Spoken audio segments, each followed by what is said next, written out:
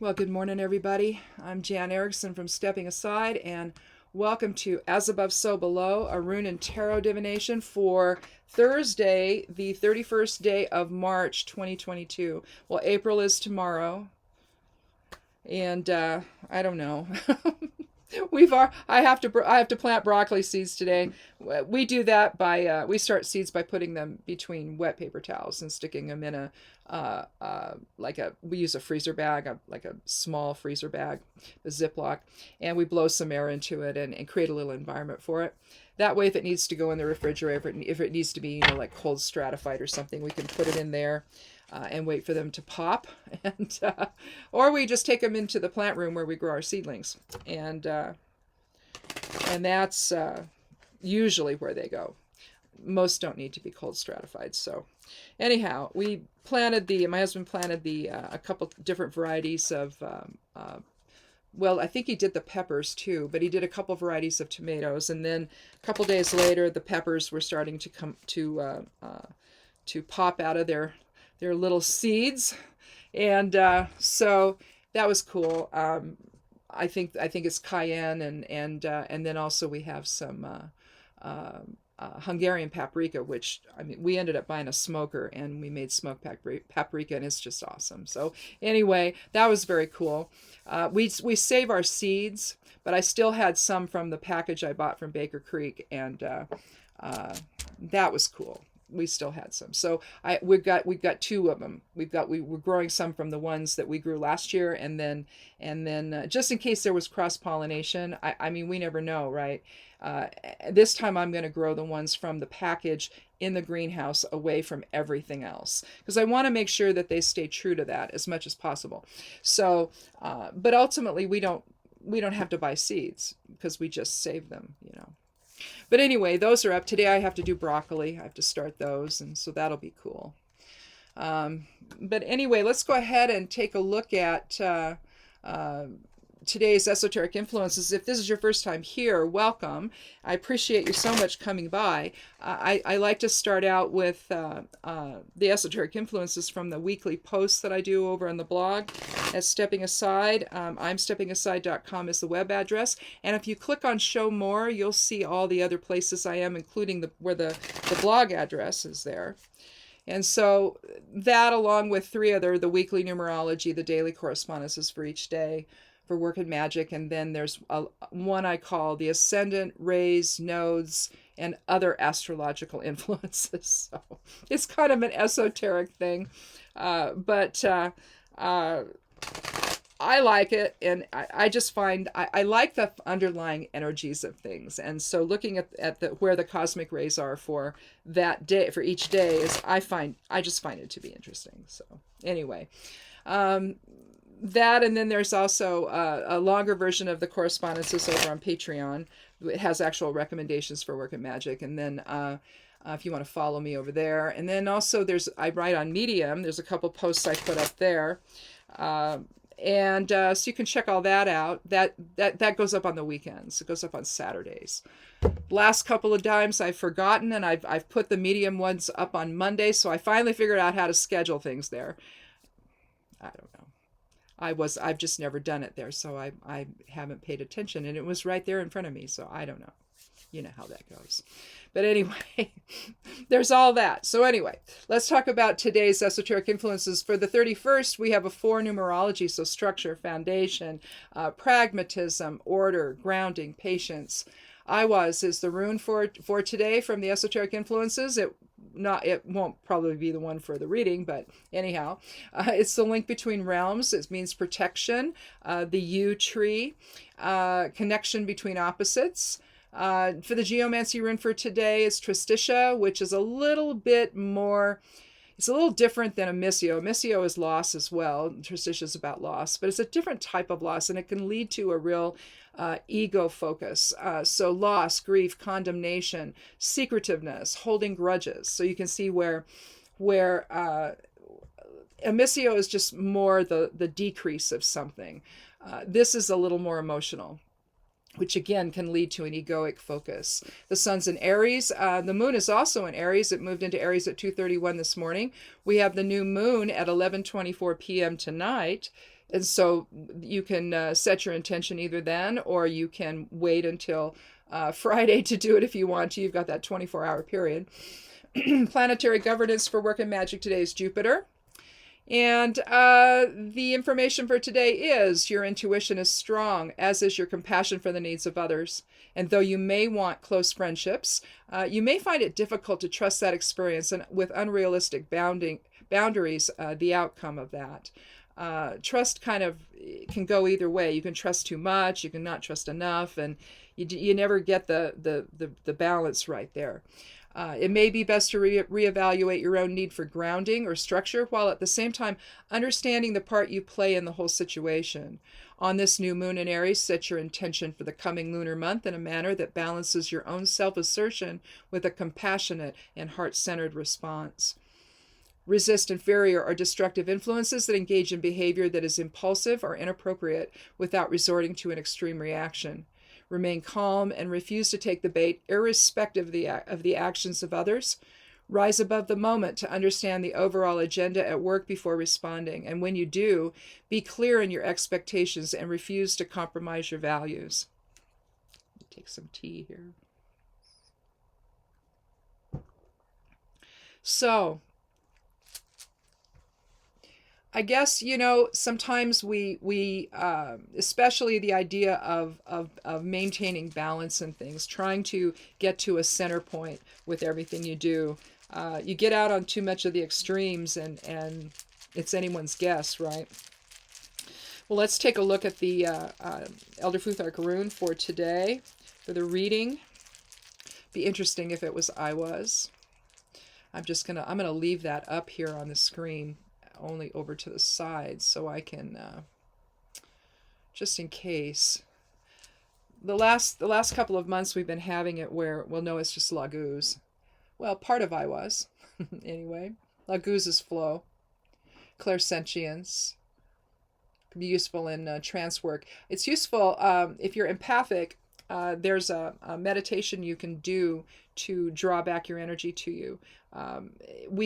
Every time we put our focus out on anything at all, on an idea, on a situation, on an individual, we're creating an energetic channel to that.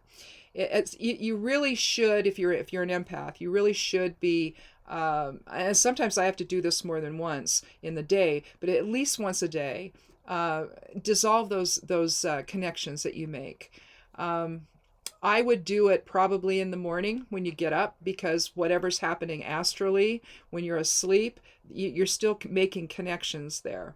And so I would do it in the morning, just as part of your morning ritual, and just visualize those. Just visualize the connections and then see them dissolve. Some people call it cutting cords. I kind of find that to be a little bit too dramatic maybe, but for some people that's what they need to do. So do that. If that works for you, then do that. I like to see them dissolve, because I can then, if I need to extend it out again, I can do that. But I mean, you can anyway, but that's just how I see it. But you can use Laguz, you can visualize Laguz after you've done the dissolving as a magical hook to draw your energies back to you, what's left of that. And that way because when you have an energetic connection, it also means that there's a connection from someone else. In sort of infusing together. And so what you want to do to avoid anything that's vampiric or intrusive, because if you're empathic, you know what I'm talking about. You know when somebody's thinking about you, you know when somebody's focusing on you, and it doesn't feel good. It's like what is going on, That's the feeling. And you have to mentally or visually, or whatever you want to say it, however you want to think about it, you have to dissolve those connections.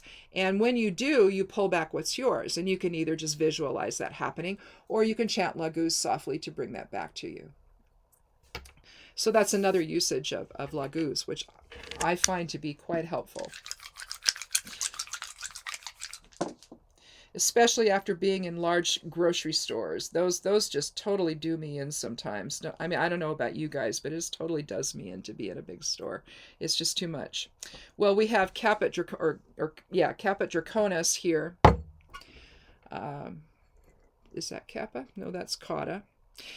The Draconi, if you will, they're essentially, they're governed by the nodes of the moon. So here we go. So Caput Draconis is governed by the north node of the moon. And so you're talking about the future with this, being on the threshold of something, whereas Cauda Draconis, its complement, is governed by the south node of the moon. And there you're talking about past experience, past life experience, the effect of karma. I don't see it as a negative, although geomancers of old seem to think that it was evil. It was one of the evil ones. It's like, I don't buy that. To me, that's an ego-based kind of interpretation, and I don't think it's helpful. So I think karma is really more about past experiences that you can use then to inform the present and to learn from. And if you need to come back and into form and you're still dealing with something, well, you use that information in a way that helps you. It's not anything that you're governed by, or karma is going to get you or anything like that. At least I don't see it that way. Others might, and that's okay, but I don't. So what we're looking at here today, though, with Laguz and Caput Draconis then is, maybe the idea of thinking about yourself as a spiritual being is new. And to think about that, if you have never done that, then it really does open the door for something new and wonderful to come into your life.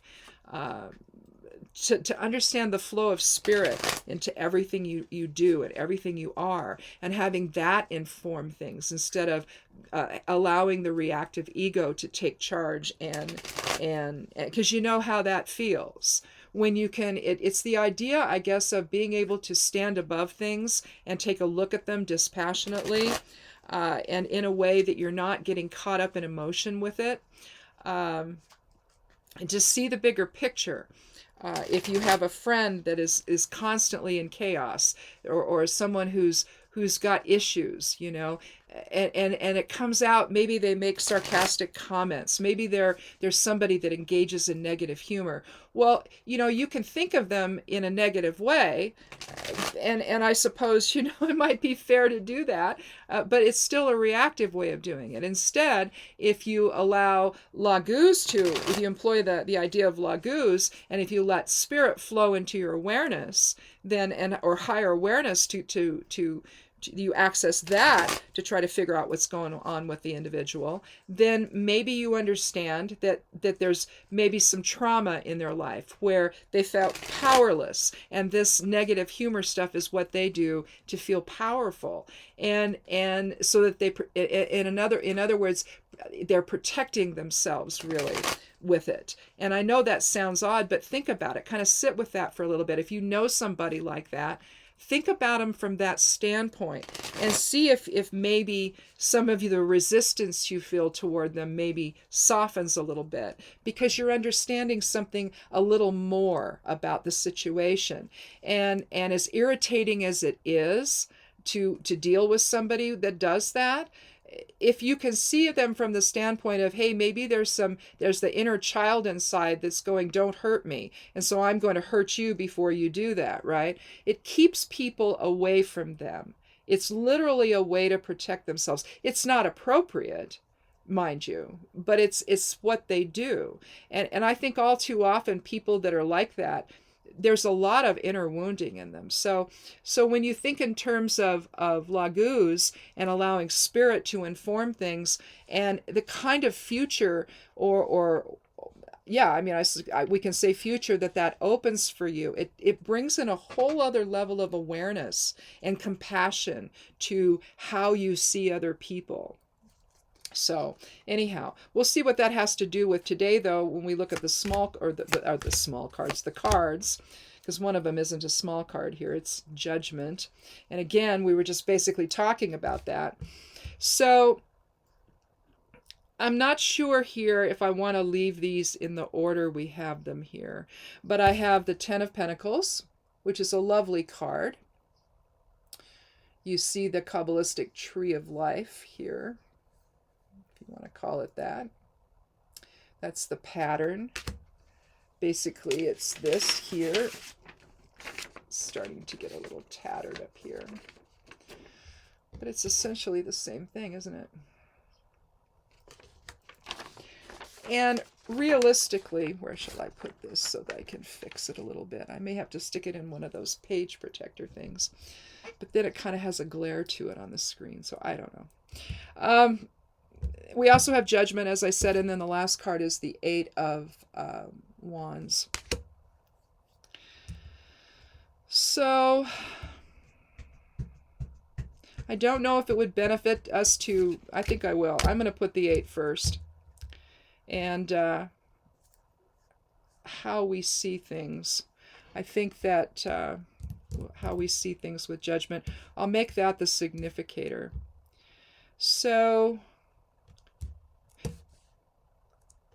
I'll talk about the small cards first. I'm trying to figure out how I'm going to start this reading. But anyway, sometimes it's so clear to what I'm going to do, but then you start thinking about it in terms of the flow of it. It's like, oh, okay, maybe I don't want to do it that way. But here you have 8 staffs. Looks like they're being thrown, like me outdoors. Not yesterday because I had writing to do, but the day before I was working. 2 days in a row I worked in the raspberry garden, and I'm cutting out all the dead canes, and so I'm in the middle of it all, and so the only thing I can do is just chuck them, right? And so that's kind of reminds me of what I was doing. Anyway, we have 8 here. The 8 numerology is about strength. It's about leadership, material recognition and approval, success. But here we have a lot coming in on us, is how we interpret this one. How we see that is important, whether or not we're going to get overwhelmed by it or whether or not we're going to maintain some kind of balance with it. But you can already see that you got one straggler here, so you got a little bit of an outlier there that could disrupt the whole flow. And again, we were talking about flow with Laguz, and so seeing it from a higher perspective, is probably valuable. It could also, generally speaking, with wands, it's the fire element, so it's a little more self-oriented. But it could also be a lot of people coming at you, a lot of ideas coming at you, a lot of, but I don't think so. I think it's more of an inner type of chaos, maybe, where you're trying to manage all of that's coming in on you. And then here we have the 10 of Pentacles again. We see an older man here. He's got his dogs, and the kids are home, for lack of a better description. You see a big archway here. And what's cool about this card is that you're seeing basically a transition, I think, from one state of being to another. In a sense, a handing off of the reins. You could have that as an element here. You could also have it just that they've come home to visit and you have the sense of family or tradition. But when you see the tree of life here on there, you're looking at the various stages that we go through. I've shown this before. You begin with Kether, and Pluto governs this, and you have the crown. This has all the magician and the fool are up here, and the empress is there. High priestess is on this line here. But you have 2. You have the crown here with 1, understanding with 2, wisdom, and that's before the line of the abyss, right?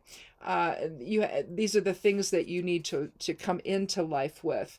And then the 4th one would be mercy. These are the things you learn, the concepts you learn, basically. Mercy, strength, with number 5. Number 6 is beauty. 7 is victory. 8 is splendor. 9 is the foundation. And 10, Malkuth, is the earth or the kingdom. And it's almost like where we are here. Let me set this over here. With the card, we've achieved that. We've gone through all of this. He's gone through all of this, and now he's maybe there's a sense of transition to the younger people in the family, where they're going to carry the burden now. They're going to carry the reins. They're going to carry the torch for the family. Or you could just look at this of a sense of completion. But with the 10, you're looking at the concept also of new beginnings. And so, whereas there's completion here, this is the new beginnings, or the younger people in the family. So a passing of the patriarch of the family to maybe these people here, the leaders of the family.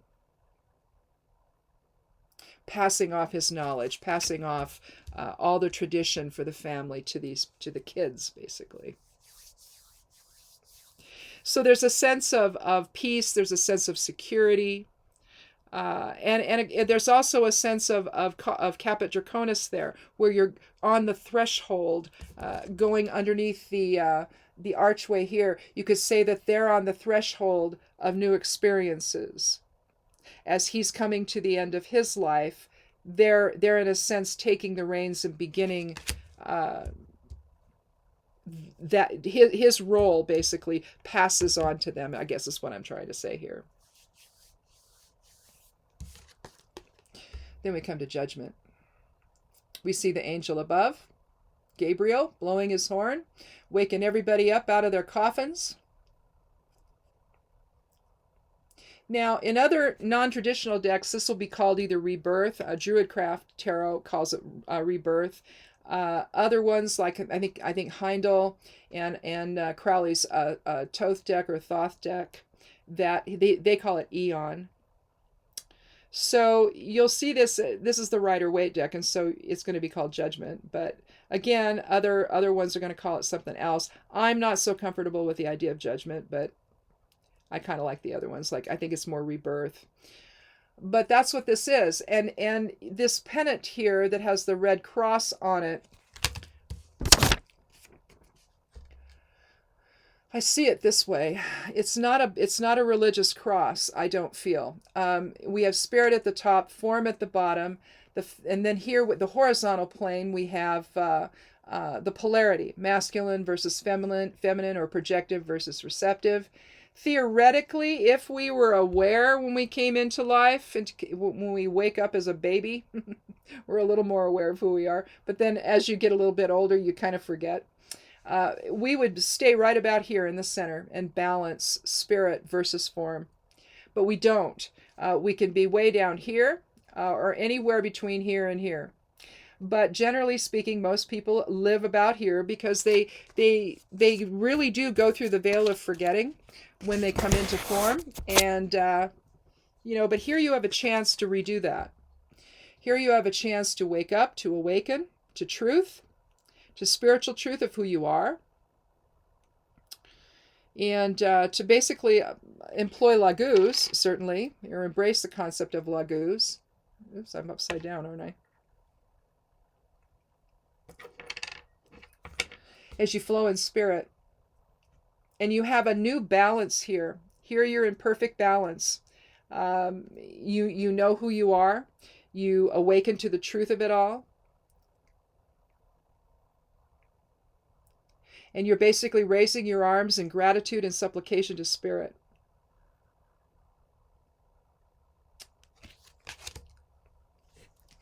It's really about, there's also a level of healing employed in it. But, I mean the Red Cross literally. But I don't view it as a religious type of a cross. I don't. I think that it's really more about the balance between soul and physical form, the balance between soul and ego, maybe, and then the masculine and feminine balance, the projective or receptive presence that we have, in other words, how our personality functions here in form. So there's that balance between the two. So it's suggesting then that we awaken to who we are in spirit. It's the 20th card of the major arcana, so 20 is going to reduce to 2. So there you also have balance. So I think that it's suggesting that irrespective of how you see things in the world, how you see tradition, how you see your role in the family, how you see all of the stuff you have coming in on you every single day, all the responsibilities, all the growth, all the change, all everything that you have to manage throughout the day and throughout your life. We all have a lot coming in on us, but we do have the strength to deal with it. And in the long run, I think that how we awaken to the fundamental truth of who we are then governs how we deal with things that are coming in on us, and how we deal with the responsibility of family and carrying on the tradition that family gives. And when we talk about family, it doesn't have to necessarily apply just to your initial family. Family can be your community. Family can be the whole world.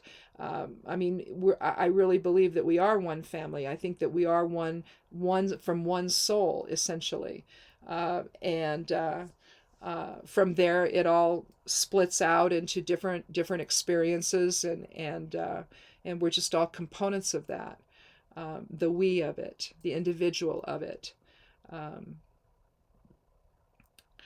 But here you're looking at, let's see, 9, 10, 11. So yeah, we're looking at 11 numerology. So that's the master number for awakening and illumination and spirituality. So I think with Laguz starting us out, this really is a call to higher awareness today, and to see things that you experience through that lens, to see the responsibilities that you have as a gift that you give your family. So even though it might feel like you've got a lot coming in on you with the Eight of Wands today, it's really there to keep you focused. It's there to keep you moving forward. It's there to assist your family, and not only to just assist you in your own type of your own sense of material success and recognition. That's there for sure, but all of that trickles down into the family, and preserving the traditions, preserving the security, preserving the protection of the family itself, of the family unit. So, but again, not allowing yourself to become caught up in the ego of it all, but to take a higher look at things, to allow higher self, to allow higher awareness to come in and inform how you see things, to inform your perceptions, so that you flow in spirit in everything that you do. To see then it puts you on the threshold of something greater than yourself. And in a sense, when and I know parents feel this way. A lot of parents do anyway, maybe not everyone, but I do. I know my husband does. You want to give your kids something so that they can do better than you. You want to prepare them for their future so they can accomplish more than you did. You want that security for them. You want that success for them. When we homeschooled, it was a little scary. We pulled them out when the oldest had finished 7th grade, the youngest had finished 4th. They were both gifted. They weren't getting what they needed. I didn't feel the environment was right. And so we talked to some folks who were doing it, and we thought, this is a good thing. Well, it was. They went to college, they graduated, they're doing very well. So that concern on our behalf of wanting something better for them actually ended up manifesting. They took the ball, they ran with it, and they've done wonderful things in their lives. So you can feel a sense of completion. With the 10, you can feel a sense of completion. Also with a 9 energy, it's also completion. But with this, it's endings and beginnings. If you were to terminate the ends here, you would have the Rune de Gauze. And that's basically one period ending and a new period beginning. And that's really what I read this card as. Is this is the old and this is the new. And the transition, going underneath this archway, the transition to new experiences, to new ideas, to the infusion of new energy into the experience. It's one thing when you're a child, but when you become an adult, it's a whole other different experience, a whole other different energy about it all. And again, you may feel like things are coming in on you, but it's there for a reason, because you can handle it. So try not to feel overwhelmed if that's what's happening for you today. See it from a broader perspective, from a higher perspective, with judgment. And, well, not with judgment, but with the card judgment. Let that feeling flow through you. Let the new beginnings of Caput Draconis open those doors to new experiences. You're well prepared for it. The Eight of Wands is basically saying that you're well prepared for it. There might be a little bit of an outlier here, but that's okay. You've still got the strength of the other, and you could look at this in terms of values and principles too. If you don't want to think of it in terms of a lot coming in on you, or you could look at it in a dual fashion where you have the wherewithal to deal with whatever it is that's coming in on you today. So you may feel like there's a lot going on, but at the same time, you're ready for it. And what you do to prepare today will bring you the peace and security you need for tomorrow. Especially if there's a passing of the torch, so to speak. Yeah, and you know that you kind of get to that, but we're not really at that point yet in our lives, even though we look have the silver hair. But we're at the same time, there will come a point here in the not too distant future where we will be relying on our boys for information, for support, for advice. To get their perspective on, and we do it now, but we may at some point, the older we get, if we're blessed to get that, if we're blessed to get to be that age, then we will be relying on the children for more just to have emotional support and to help us with things. So you see that shift. I saw it with my mother. That where she was relying more on me before she died, and than on herself, basically. She knew what she knew, but she wanted to get my input because that was important to her. So you see that shift. Instead of it being the kids doing that with the adults, suddenly the adults are doing that with the kids, basically. So you see that transition. So if you're watching this and you're older like I am, then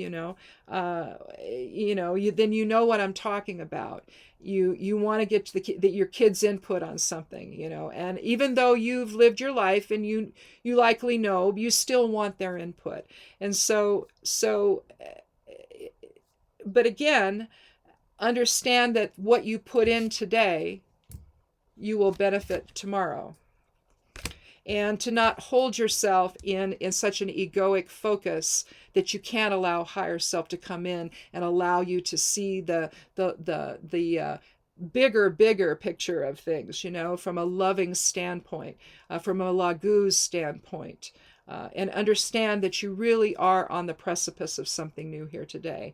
If you never thought about things from this perspective, then maybe that's the threshold you're crossing. You're crossing into a different type of awareness, a different type of perspective today, and how you see your life and the things that you have to do, the responsibilities you have, and what you're really doing that for. Sometimes it can all feel a bit overwhelming, or it can be just a little like drudgery or what have you. But in truth, you're planning your future, and it's an important thing to do. So, because eventually you're going to be the elder in the family, and you're going to be the one that people look to for advice and to consult with you and to get your experience. That's what we always hope happens. Sometimes kids just go and they're on their own and they don't talk to you anymore. So that can sometimes happen too. But hopefully that's not what's happening in your life right now. But again, I think that's really what the reading is saying. And so there's a level of waking up here today, and to be on the threshold of new perceptions and new awareness, and that leads you to a better feeling of security and peace and family and tradition. So understand that dichotomy there. So anyhow, I guess that's it for today. We'll talk again Monday for another edition here of As Above, So Below. But think about this. If it doesn't resonate today, think about it over the next few days and see if there's something about this that you can make the connection between all that you're doing now and what it will prepare you for the future. And maybe you can see it from a higher perspective if you're feeling overwhelmed. So anyhow, thanks for watching. I appreciate y'all so much for coming by and spending this time with me. And tarot and runes are a lot of fun to think about, and their meanings can really help you think about things in a different way. So, and if this helps you do that, then that's awesome. Thanks so much for coming by. Click subscribe if you haven't. I'd love you to do that. And join me again on Monday for another edition of As Above, So Below. Be good to yourself. Be good to one another. And blessed be.